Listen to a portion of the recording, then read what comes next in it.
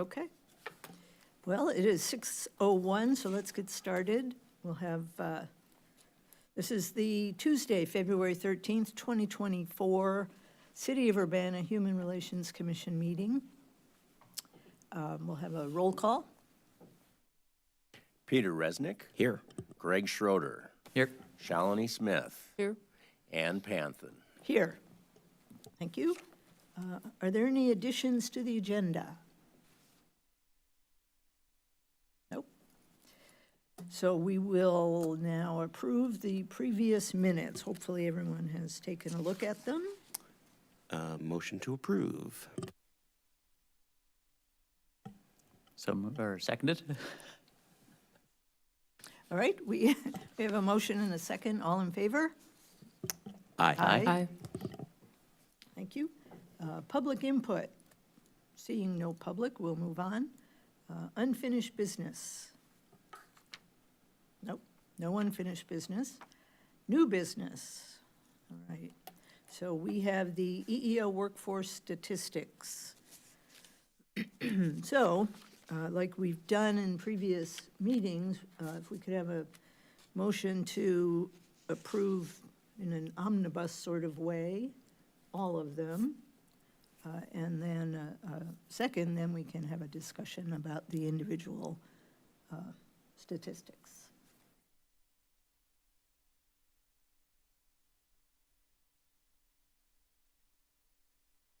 We're going to have, is there anyone that would like to make the motion?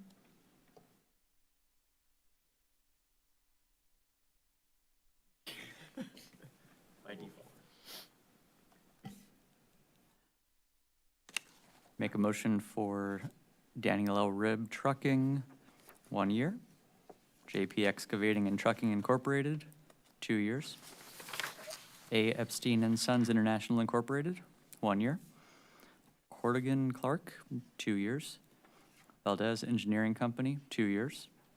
Remco Electrical Corp., 1 year.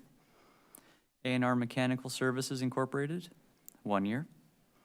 Lockmoiler Group Incorporated, 1 year.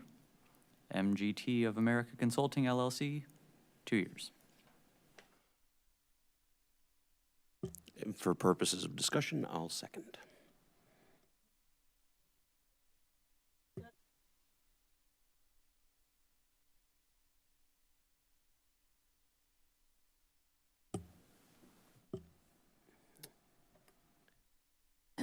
Yes. So, first one I think is an easy one. The Daniel L. Ribb Trucking, which you only did for 1 year. So 2 questions. I thought it was 15 and under is our cutoff, but is it below 15? We clarified that. You guys voted for it to be standard with the EEO, so it's 14 and below. 14 and below, okay. So the other question, okay, and they are a union shop, according to it. Okay, that one makes sense to me, and I think I've got no desired changes.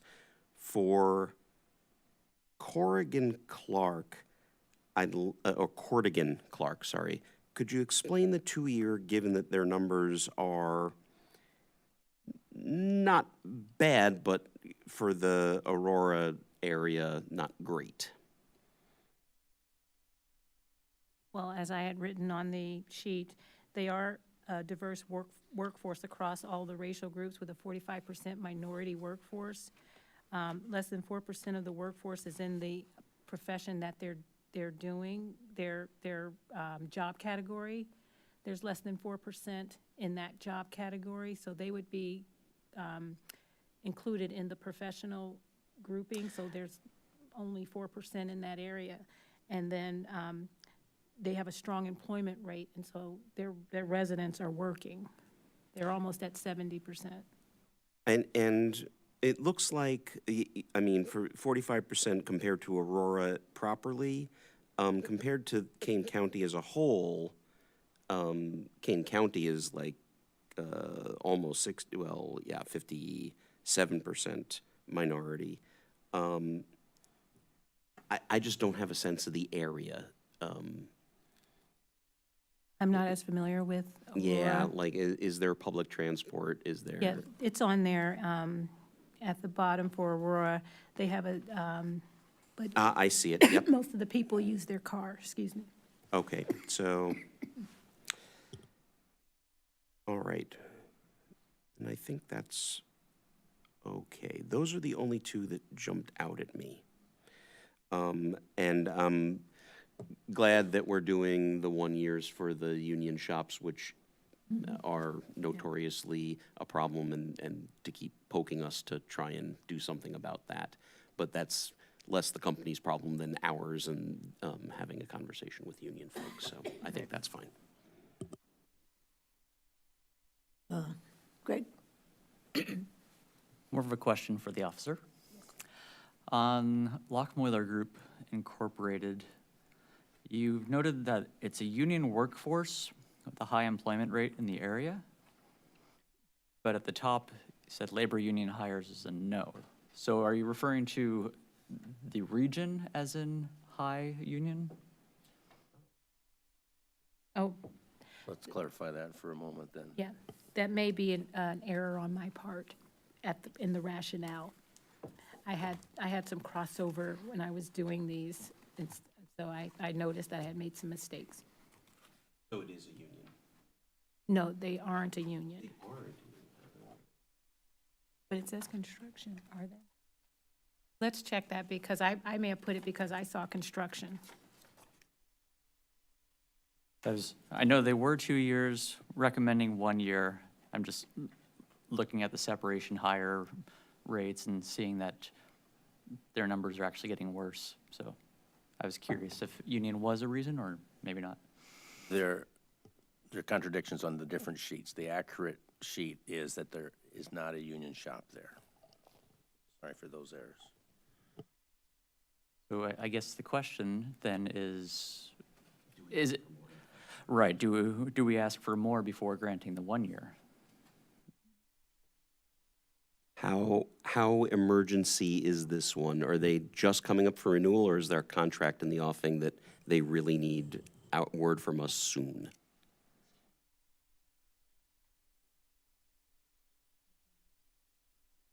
The general renewal. It's a general renewal. So it might be nice to at least hear from them before we go and approve them, even for the 1 year, just to give them a chance to say, with their turnover rates, do they know what happened? Why are their numbers getting worse? And see if we can get some more info from them. So are you declining to certify, or are you? Yeah, maybe to defer this one, if I can offer a friendly amendment to the motion, just to defer this until next month and ask for more info. Friendly amendment accepted.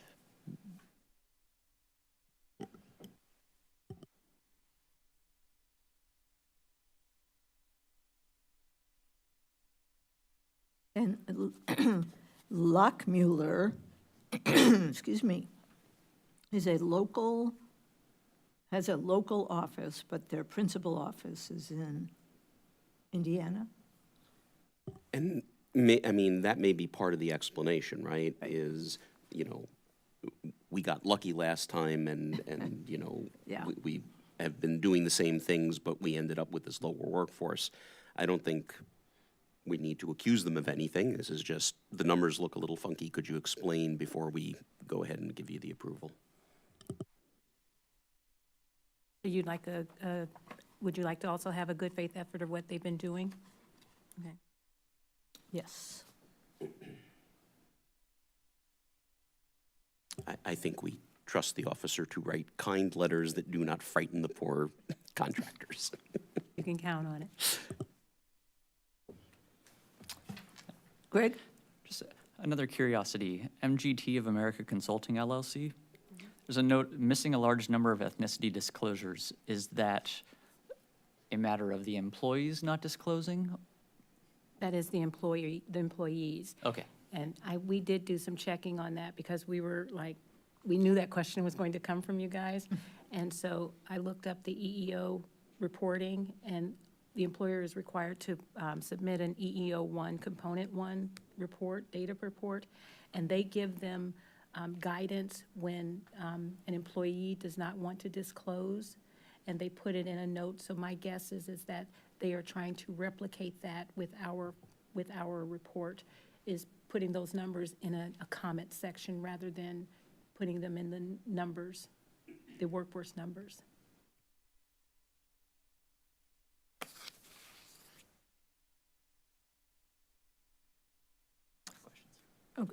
Okay. Any questions? Any other questions? No? All right, well, I think we can safely vote on this. So, all in favor of accepting the certifications with the friendly amendment? Yeah. All in favor? Aye. Aye. Aye. All right.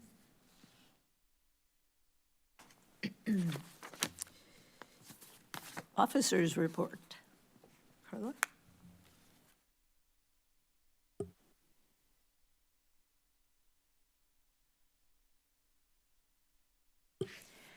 Okay, we don't have any formal complaints at this time. For informal complaints, and those are when people call into the office and they believe that they might have been discriminated against, and we work through that and discover it's not, or we refer them out. We had one for employment. The issue was not related to a protected class. And we had one call concerning an emotional support animal, and I was able to give them the information because it was a housing question, not a complaint, but they wanted to know, am I required to allow this? And so I gave them the information that they needed to make the right decision. Yes. And for the office activities, we mailed out 80 flyers to all registered property owners and managers who have addresses outside of Champaign County, but are within the state of Illinois. And we have the mailing labels ready to go. We have 90 mailing labels ready to go for property owners and managers that are outside of Illinois, and those will go out this week. We hand-delivered 10 of 22 posters and brochures to all the registered property owners or managers that have 10 or more units located in the community. We hand-delivered those, and we were able to talk with the managers. And we actually took some to some of the property owners' homes because they didn't have a formalized office. But we were able to share with them the Human Rights Ordinance, the section that requires us to provide them with that information, and that they're required to post it. And we did have one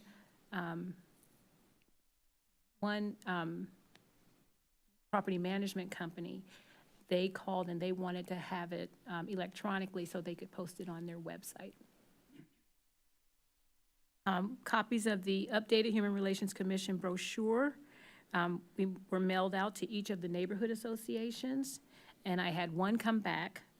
And I'm also scheduled to visit the one of the neighborhood associations on February 20th.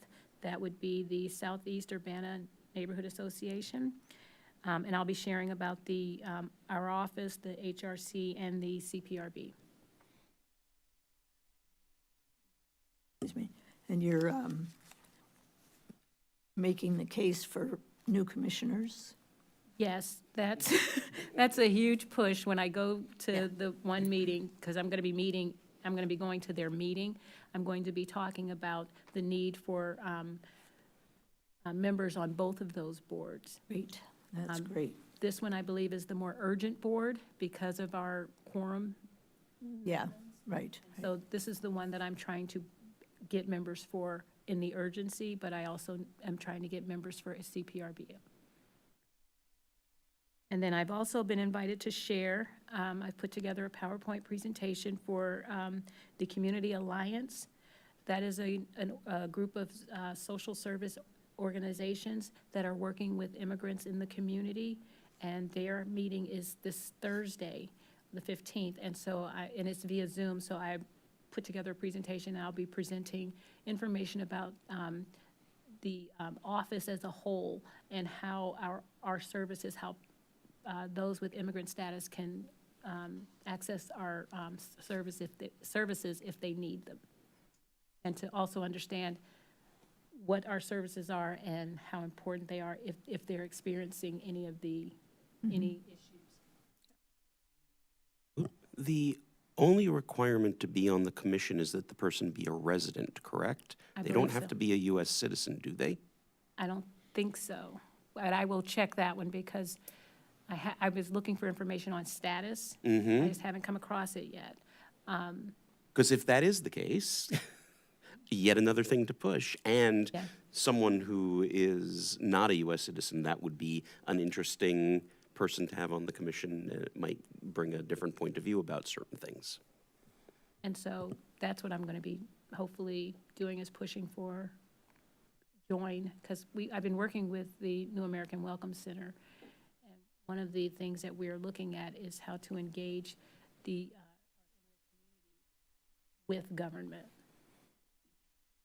so that it's not something scary, but Right. Yeah, that's great. I really appreciate you doing all those things and telling us that what's happening. And speaking for myself, I am happy to attend any if I can, neighborhood meetings or events or things like that, if that's helpful. available next Tuesday? Tuesday. No. Wait, is it during the day? No, it's at 5:30. Oh, no, sorry. Shouldn't have opened my mouth just That's yet. okay. Yeah, but really, ask, Shalini also, as mentioned, she would. I am going to be, I'm meeting with the MLK Advocacy for Justice Committee. We have our meeting, our monthly meeting this Friday, and the ministers that are on that committee, they've already agreed to allow me to come in and speak for 5 minutes to the congregation. I'm going to start scheduling those. Yeah. I'll let you guys know the dates and stuff, and then maybe you can join me. Okay, that'd be great. That it?